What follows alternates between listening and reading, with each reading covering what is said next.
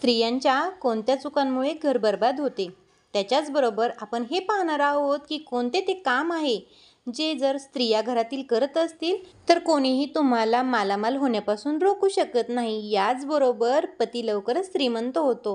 सोबतच मी तुम्हाला हे सांगणार आहे की असे कोणते कार्य आहे जे स्त्रियांना पिरियडच्या वेळेला करायचे नाहीये, नाहीतर देवी देवता घरातून नाराज होऊन निघून जातात व अशा वेळी जेवण बनवावे लागते. पण शक्य नसेल तर तुम्ही घरामध्ये एकटी स्त्री असाल तर तुम्ही काय उपाय करू शकताय ज्याच्यामुळे तुम्ही असे असूनही जेवण बनवू शकताय. स्त्रियांचे जे कार्य की पतीला एका रात्रीत करोडपती बनवू शकतात. स्त्रियांचे असे वागणे करते पूर्ण घराचा विनाश. स्त्रियांच्या कोणत्या चुकांमुळे घर बरबाद होते. त्याच्याचबरोबर आपण हे पाहणार आहोत की कोणते ते काम आहे जे जर तुमच्या घरातील स्त्रिया करत असतील तर तुम्हाला कोणीही मालामाल होण्यापासून रोखू शकणार नाहीये. याचसोबत पती लवकरच श्रीमंत होतो. सोबतच मी तुम्हाला हे सांगणार आहे की असे कोणते कार्य आहे जे स्त्रियांना पिरियडच्या वेळेला करायचे नाहीये, नाहीतर देवी देवता घरातून नाराज होऊन निघून जातात व अशा वेळी जेवण बनवावे लागते. पण शक्य नसेल तर तुम्ही घरामध्ये एकटी स्त्री असाल तर तुम्ही काय उपाय करू शकताय ज्याच्यामुळे तुम्ही असे असूनही जेवण बनवू शकता. स्त्रियांचे जे कार्य की पतीला एका रात्रीत रोडपतीपासून करोडपती बनवतात. सोबतच घरामध्ये जर या चुका व्हायला लागल्या तर तुम्हाला गरीब होण्यापासून कोणीही वाचवू शकणार नाही. मित्रांनो, प्रत्येक व्यक्तीची सुख समृद्धी अनेक वेळा एकाच व्यक्तीवर निर्भर असते, जे घरातील सर्वांचे सगळे काम करेल व सगळ्यांची काळजी घेते. पण काही असे कार्य आहे जे स्त्रियांना कधीच करायचे नाहीये. अवधूत चिंतन श्री गुरुदेव दत्त. श्री स्वामी समर्थ सर्वांना. माझ्या सर्व स्वामी भक्तांना श्री स्वामी समर्थ. स्वामी कृपेने तुमच्या मनातील सर्व इच्छा पूर्ण होत ही मी स्वामींचरणी प्रार्थना करते. आणि आजच्या व्हिडिओला आपण सुरुवात करूयात. व्हिडिओ लास्टपर्यंत पहा आणि व्हिडिओ जर तुम्हाला आवडला तर व्हिडिओला नक्की लाईक करा आणि चॅनेलवरती जर प्रथमच आलेलं असाल तर माझ्या चॅनेलला नक्की सबस्क्राईब करा. मित्रांनो, प्रत्येक व्यक्तीची सुखसमृद्धी अनेक वेळा एकाच व्यक्तीवर निर्भर असते, जे घरातील सर्वांचे सगळे काम करेल, सगळ्यांची काळजी घेणे. पण काही असे कार्य आहे जे स्त्रियांना कधीच करायचे नाहीये, कारण असे केल्याने माता लक्ष्मी कधीच तुमच्या घरामध्ये येणार नाही. प्राचीन काळापासून घरातली सून मुलगी हे घरातील लक्ष्मीचे प्रतीक मानले आहे. असेही मानले जाते की एक स्त्री कोणत्याही घराला स्वर्गात व नरकातही बदलू शकते. आपल्या शास्त्रामध्ये काही अशा सुना व मुलींच्या चुका सांगितल्या आहेत की ज्यांच्या कारणाने चांगले परिवार देखील नष्ट होऊ शकते, घरामध्ये दारिद्र्यता येते. तर चला तर बघूयात की कोणत्या त्या चुका आहेत त्याच्यामुळे आपले घर नष्ट होण्यापासून आपण वाचवू शकतोय. पण त्याच्या अगोदर मी तुम्हाला रिक्वेस्ट करते की तुम्ही व्हिडिओ लास्टपर्यंत पहा. सर्वात पहिली गोष्ट आहे ती म्हणजे पाय हलवणे. ज्या घरातील स्त्रिया जेवताना पाय हलवतात किंवा सोफ्यावर चेअरवर बसलं की कोठे ना कोठे बसलं ना की सतत पाय हलवत राहतात, तर ते घर कधीही बर्बाद होऊ शकते. परिवारामध्ये बाधा निर्माण होऊ शकतात. तुमची नोकरी बिझनेस जे काही असेल ते जाऊ शकते. भरपूर असे नुकसान होऊ शकते. नंबर 2, ज्या घरातील स्त्रिया झाडूला पाय मारतात, मुक्या जनावरांना मारतात, तिथे कधीही लक्ष्मीचा वास राहत नाही. अशा घरांमध्ये प्रत्येक वेळेस आजारपण रोग राहतात. असे मानले जाते की झाडूमध्ये माता लक्ष्मीचा वास असतो, त्यामुळे झाडूला कधीही लाथ मारू नये. 3 नंबरची गोष्ट म्हणजे चुलीवर उष्टे भांडे ठेवणे. चुलीवर ठेवून झोपले जाते तर अशा घरांमध्ये माता लक्ष्मी कधीच येत नाही. ते गरिबी व दुर्भाग्याचे सर्वात मोठे कारण आहे. म्हणूनच चुलीवर उष्टी भांडी ठेवू नयेत, कारण भांडे देखील श्राप देतात. मित्रांनो, नंबर 4, धक्का मारून दरवाजा खोलणे. म्हणजे ज्या घरातील दरवाजा धक्का मारून खोलला जातो किंवा लात मारून दरवाजा खोलण्यात येतो, तिथून देखील देवांची देवी माता लक्ष्मी देखील नाराज होऊन निघून जाते. म्हणून तुमच्या घरामध्ये असे होत असेल तर त्याला लगेच थांबवा, कारण तुमचे घर लगेच नकारात्मक शक्ती प्राप्त करत राहते. त्याचबरोबर काही व्यक्तींना सवय असते, एखाद्याच्या घरी गेलं तर घरावरती असं खूप जोरजोरात थापट मारणे किंवा जोरजोराने दरवाजा वाजवणे हे सुद्धा खूप नुकसानदायक असते. जर कोणी तुमच्या घरी असे करत असेल आल्यावरती, तर तुम्ही त्यांना नक्की सांगा, कारण हे चुकीचं आहे. याने तुम्हाला त्रास होऊ शकतो. नंबर 5, तुमच्या घरातील स्त्रिया घरातील उंबरठ्यावर बसून जेवण करतात, तर त्याच्यामुळे घरामध्ये दरिद्रता येते. काही महिलांना उंबऱ्यावर बसण्याची सवय असते. याने माहेरी आई वडिलांच्या डोक्यावर कर्जाचा डोंगर वाढत असतो. त्यामुळे तुम्ही तुमच्या घरी जर एखादी लहान मुलगी असेल किंवा लग्नायोग्य मुलगी असेल, तर तिला आत्ताच या गोष्टी शिकवा. आणि ज्या महिला उंबऱ्यावर बसून जेवतात, याला हिंदू शास्त्रामध्ये भरपूर अशुभ मानले आहे. गोष्ट म्हणजे ज्या घरातील स्त्रिया रात्री झाडू मारतात, तर त्या घरामध्ये दरिद्रता हमखास येत असते. त्या कारणाने कधीकधी पती पत्नीमध्ये विनाकारण वादविवाद पण होतात. खास करून गुरुवारी लादी पुसू नये. पुढची गोष्ट म्हणजे ज्या घरातील स्त्रियांना उशिरा झोपण्याची सवय आहे, तर ते घर व परिवारासाठी अशुभ असू शकते. उशिरा झोपणारी व उशिरा उठणारी महिला पूर्ण परिवारासाठी असफलतेचे कारण ठरते. अशा परिवारामध्ये कोणाचा मृत्यू देखील होऊ शकतो. पुढची गोष्ट म्हणजे स्त्रियांनी शिवी देणे व जोरात ओरडणे किंवा मोठ्या आवाजात बोलणे घराला व परिवारासाठी अशुभ मानले जाते. अशा स्त्रिया जिथे असतात तिथे माता लक्ष्मी त्यांच्यापाशी कधीच येत नाही. आता पुढे पाहूयात.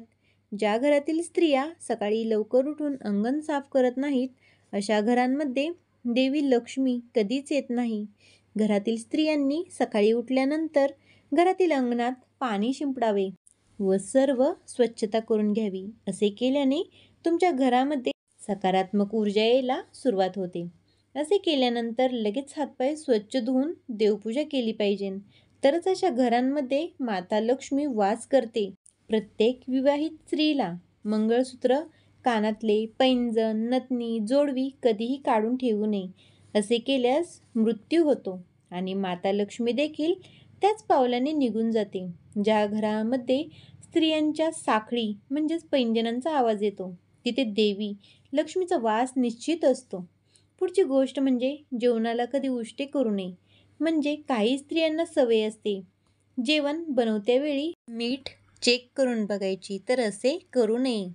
आणि तुम्हाला जर बघायचंच असेल तर तुम्ही वाटीमध्ये वेगळं काढून पाहू शकताय. स्वामी भक्त हो, तुम्हाला माहीत नसेल की स्त्रियांनी असे झोपल्याने श्रीमंती येते. घरातील स्त्रिया अशा झोपत असतील तर विश्वास ठेवा की हे मी मनाने सांगत नाहीये, हे शास्त्र सांगते. ते घर कधीही करोडपती बनू शकते. तर मी सांगते की स्त्रिया कशा झोपल्यावर लवकर यश मिळते. तेच ते कार्य आहे. तुमच्या घरातील स्त्रिया करतील तर तुम्ही लवकर मालामाल होऊ शकताय. तर चला तर मग बघूयात. पण तुम्ही इथपर्यंत आला असाल तर प्लीज सबस्क्राईब नक्की करा. शास्त्रामध्ये स्पष्ट रूपाने सांगितले आहे की उशिरा झोपणाऱ्या स्त्रिया पूर्ण घराचा विनाश करतात. माता लक्ष्मी नाराज होते असे मानले जाते की कोणीही महिला 2 वाजेपर्यंत जागे राहते, तर याचे सरळ उत्तर आहे की तुमच्या घरामध्ये नक्कीच कोणता तरी प्रॉब्लेम येणार आहे. आज कोणत्या स्त्रीने उशिरापर्यंत जागू नये. असे केल्याने दोष लागते. मग लवकर झोपून लवकर उठले पाहिजे. मित्रांनो, शास्त्रानुसार ज्या स्त्रिया त्यांचा जास्त वेळ झोपण्यात घालवतात, तर तिथे कधीही राहू केतूची दृष्टी पडू शकते. खरं म्हटलं तर तुम्ही असे कधीच करू नये. दिवसा देखील संपूर्ण वेळ झोपण्यासाठीच वापराल तर देवी देवता देखील क्रोधित होतात. म्हणूनच सीमित काळामध्येच झोपले पाहिजे. जास्त झोपणे रोगांचे व आजारांचे आमंत्रण असते. जेव्हा पण तुम्ही अंथरुणावर झोपाल तर तिथे कधी नकारात्मक गोष्टी मनामध्ये आणू नका. असे केल्याने अजून नकारात्मक ऊर्जा आकर्षित होते. तुम्हाला अनेक प्रकारचे भयानक स्वप्न देखील पडू शकते. झोपत्यावेळी मनामध्ये चांगले विचार करूनच झोपा. त्याच्यामुळे आपल्याला यश मिळते. स्वामी भक्त हो, शनिवार, मंगळवार, गुरुवारी जितक्या लवकर उठाल तितक्या लवकर उठा, नाहीतर ही वेळ तुमचा विनाश करू शकते. शास्त्रामध्ये सांगितले आहे की सकाळच्या वेळेला उशिरा उठणाऱ्या व्यक्तीवर भरपूर दोष लागतात. म्हणूनच लवकर उठायला पाहिजे. स्वामी भक्त हो, काही स्त्रिया पूर्व नाही तर दक्षिण दिशेला डोके करून झोपतात, तर त्यामुळे घरामध्ये आनंद अशा प्रकारे येतो की जसा आनंदाचा पाऊसच घरामध्ये पडला आहे. असे महिला व पुरुष दोघांनाही झोपायला पाहिजे. पुढची गोष्ट म्हणजे पिरियडच्या वेळी काही असे काम करायचे नाही, नाहीतर त्या घरामध्ये देवी देवता 100% निघून जाणार. अशा घरांमध्ये भयंकर गरिबी व दरिद्रता वास करते. महिलांनी मासिक धर्मामध्ये कोणत्याच देवी देवतांना स्पर्श करू नये, पूजा पाठ करू नये. या वेळेला जेवण बनवणे वर्जित मानले आहे, पण काही वेळेला त्यांना हे काम करावं लागतं, कारण आजच्या वेळेला जास्त करून जॉईंट फॅमिली नसते. पहिली जास्त करून जॉईंट फॅमिली असायची, त्यावेळी घरामध्ये एकापेक्षा जास्त महिला असायच्या. अशामध्ये हे नियम शक्य होते. आता वेगळी फॅमिली आहे, सगळे वेगवेगळे राहतात, तर या वेळेला घरामध्ये कोणीच महिला नाही आहे, एकच स्त्री आहे, तर तिला पण हे काम करायचं नाही, तर संपूर्ण परिवाराला कष्ट करावं लागतं. संपूर्ण परिवार नाराज होतो. अशामध्ये तुम्ही काय करू शकता? अशावेळी तुम्ही जेवण बनवू शकता, पण काही गोष्टीचं तुम्हाला भान ठेवायचं आहे. सगळ्यात पहिली गोष्ट म्हणजे त्याच्यामध्ये तुम्ही आंघोळ करूनच घरामध्ये प्रवेश करा. बिनाशुद्धी किचनमध्ये प्रवेश करू नका. स्त्रियांना पुरुषांच्या अनुसार अनेक वेदना सहन कराव्या लागतात. अशावेळी तुम्ही काय करू शकता? अशावेळी तुम्ही जेवण बनवू शकता, पण काही गोष्टींचे तुम्हाला भान ठेवावे लागेल. सगळ्यात पहिली गोष्ट म्हणजे तुम्ही याच्यामध्ये अंघोळ करूनच स्वयंपाकघरात प्रवेश करावे. विनाशुद्धी प्रवेश करू नका. स्त्रियांना पुरुषांच्या अनुसार अनेक वेदनांना सहन करावे लागते. याचा अंदाजही पुरुष लावू शकत नाही. फक्त ज्या वेळेला या जेवण बनवू शकतात, ज्यावेळी स्त्रियांना दुखत नाही. स्वामी भक्त हो, शास्त्रानुसार जेव्हा आपण आजारी किंवा पीडित असल्यास जेवण बनवतो, तर त्यावेळी अन्न खाणाऱ्याला दोष लागतो. हेच कारण आहे की आजारी असलेल्या व्यक्तीने जेवण कधीही बनवू नये. म्हणूनच मासिक धर्मानुसार जेवण त्यावेळेला बनवू नये. त्यावेळेला महिलांना खूप त्रास होत असतो. खूप त्रास होत असेल तर जेवण बनवू नये. का तर आपण घरच्यांचा विचार करून जेवण बनवतो, पण त्या जेवणाचा दोष त्यांनाच लागतो. त्यापेक्षा घरातील सदस्यांनाच कमीत कमी डाळ भात, खिचडी भात, पोहे, उपीट, शिरा, नूडल्स, इतर नाश्त्याचे पदार्थ बनवण्याची सवय लावा. कमीत कमी 3 दिवस तरी शक्य असेल तर किचनपासून लांब राहण्याचा प्रयत्न करा. तुमच्या घरात या गोष्टी पण कोणी करू शकत नसेल तर देवांना माफी मागा आणि स्वयंपाक करा. काय होतं ना, आता आमच्या पण घरात हीच सिच्युएशन आहे. माझ्या घरी पण करायला कोणीच नाही आहे. पण ज्या दिवशी, खरं सांगते मी, खोटं सांगत नाही, ज्या दिवशी मला त्रास होतो त्या दिवशी आमचं पूर्ण जेवण आम्ही बाहेरूनच ऑर्डर करत असतो. मी घरामध्ये बनवत नाही. माझे मिस्टरांना टाईम नसतो, माझी मुले पण छोटी आहेत, ते बाकीचं करू शकतात. ते डाळ भात बनवू शकतात, नूडल्स बनवू शकतात, मॅगी बनवू शकतात, त्यांचं ते नाश्त्याचं करून खाऊ शकतात. पण स्वयंपाक म्हटलं तर आमचा दोन्ही टाईम, एक दिवसाचा ज्या दिवशी जास्त त्रास होतो त्या दिवसाचा स्वयंपाक आमच्या घरी बाहेरूनच येत असतो. तुम्ही या प्रकारेही तुमच्या घराची काळजी घेऊ शकताय. तर हे छोटेसे नियम आहेत जे आपण महिलांनी पाळले पाहिजेत. आपण आपल्या घरासाठी कष्ट करतो, मेहनत करतो, म्हणजे असं काही नाही की आपण बाहेर जाऊन जॉबच केला पाहिजे, बाहेर जाऊन 4 पैसेच कमवून आणले पाहिजेत. आपण घरात राहून सुद्धा आपल्या पतीला आपण सपोर्ट करू शकतोय. म्हणजे आपण जे घरामध्ये काम, आपले जे वर्तन आहे त्याच्यातून सुद्धा आपल्या मेहनतीला, आपल्या कष्टाला आपण जर आपलं वर्तनच चांगलं ठेवलं तर आपल्या पतीला त्याच्या कामामध्ये नक्की यश येऊ शकते. हे करून पहा. असं काही नाही की तुम्ही बाहेर जाऊनच जॉब केला पाहिजे. तुम्ही घरात राहून सुद्धा काही गोष्टींचं पालन करू शकताय. त्याने सुद्धा तुमच्या घरातील वातावरण पण बदलून जाईल आणि तुमच्या पतीच्या हाताला नक्की यश येईल. तर या थोड्या थोड्या गोष्टी मी तुमच्याबरोबर शेअर केलेल्या आहेत. थोडेसेच पॉईंट आहेत, ते तुम्ही नक्की लक्षात घ्या आणि काही चुका तुमच्याकडून होत असतील तर त्या नक्की सुधारण्याचा प्रयत्न करा. माझ्या मते तुम्हाला हा व्हिडिओ पण आवडलेला असणार आहे. माझा व्हिडिओ जर आवडला असेल, माझ्या व्हिडिओवरती जर शेवटपर्यंत आलेला असाल, तुमच्या नजदीक जर कोणी या प्रकारे चुकीचं वागणुकीत असेल, वर्तनात असेल, कळत नकळत काही कारणास्तव त्यांच्याकडून ह्या चुका होत असतील, तर हा व्हिडिओ नक्की त्यांना शेअर करा.